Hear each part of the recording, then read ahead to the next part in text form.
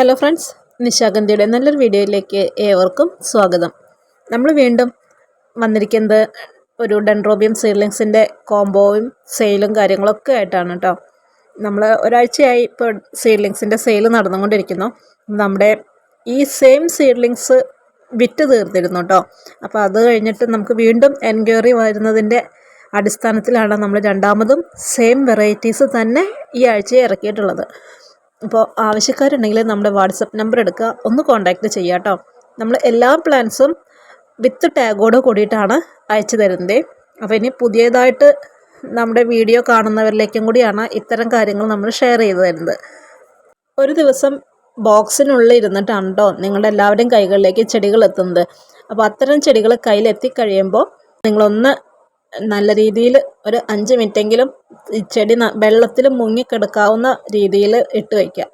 അത് കഴിഞ്ഞിട്ട് ജസ്റ്റ് ഒന്ന് സാഫിനകത്ത് മുക്കിയെടുത്തിട്ട് നമുക്ക് നട്ടു കൊടുക്കാം കേട്ടോ. അപ്പോൾ നട്ടു കൊടുക്കാൻ അറിയാത്തവരുണ്ടായിരിക്കും, അറിയുന്നവരും ഇതിനകത്ത് എക്സ്പേർട്ടുകളായ ഒരുപാട് പേരുണ്ടല്ലേ. അപ്പോൾ നമുക്ക് ചാർക്കോൾ ഉണ്ടെങ്കിൽ ചാർക്കോളിനകത്ത് മാത്രം വെച്ച് പിടിപ്പിക്കുന്നതായിരിക്കും നല്ലത്. പിന്നെ നമുക്ക് ചാർക്കോൾ ഇല്ലാത്തവർ കുഴപ്പമില്ല, ഇതേപോലെ നമ്മൾ ഈ പോട്ടിനകത്ത് ഇരിക്കുന്നത് പോലെ ചകിരിത്തൊണ്ടിനകത്തും വെച്ച് പിടിപ്പിക്കുക കേട്ടോ. പിന്നെ നമ്മൾ 2 നേരം നമ്മുടെ ഈ സീഡ്ലിങ്സിന് നനച്ചു കൊടുക്കണം എല്ലാ ദിവസവും കേട്ടോ. അതായത് നമ്മൾ രാത്രിയൊക്കെ ആകുമ്പോൾ സമയത്ത് നനച്ചു കൊടുക്കരുത്, കാരണം നമ്മുടെ അന്തരീക്ഷത്തിലേക്ക് തണുപ്പ് ഇറങ്ങി വരുന്ന ഒരു സമയമാണ് വൈകുന്നേരം. അപ്പോൾ ഒരു 5 മണിക്ക് മുൻപായിട്ട് നിങ്ങൾക്ക് ഇതിനകത്ത് നനച്ചു കൊടുക്കാം. പിന്നെ നമ്മുടെ ചെടീനെ നല്ല രീതിയിൽ മെച്ചേർഡ് ആക്കിയെടുക്കുക. അതിന് ശേഷം മാത്രം പൂടാനുള്ള കാര്യങ്ങൾ ചെയ്തു കൊടുത്താൽ മതി.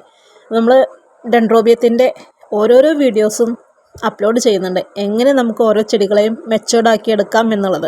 ഒന്നുമില്ല, നമ്മുടെ വീട്ടിൽ കിട്ടാവുന്ന ചുരുങ്ങിയ ചില സാധനങ്ങൾ കൊണ്ട് മാത്രമാണ് കേട്ടോ. അത് നമുക്ക് ഒരു ദിവസത്തിലോ 2 ദിവസമോ, ഇപ്പോൾ അതെല്ലാം നിങ്ങൾക്ക് സമയമില്ലാണെങ്കിൽ ആഴ്ചയിൽ 1 തവണയെങ്കിലുമൊക്കെ കൊടുക്കുകയാണെങ്കിൽ നമ്മുടെ ചെടി നല്ല കരുത്തായി വരും. നല്ല കരുത്തായി വന്നിട്ട് പൂവിട്ടാൽ ആ ചെടിയിൽ പിന്നെയും വീണ്ടും വീണ്ടും പൂക്കൾ ഉണ്ടായി വരും കേട്ടോ.